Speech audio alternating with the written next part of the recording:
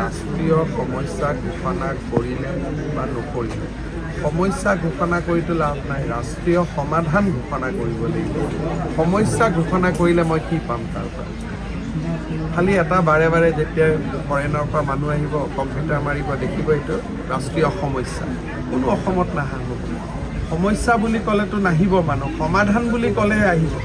গতিকে আমাৰ চকুটো আছে কেনেকৈ বানপানীৰ সমস্যাটো আমি সমাধান কৰিব পাৰোঁ।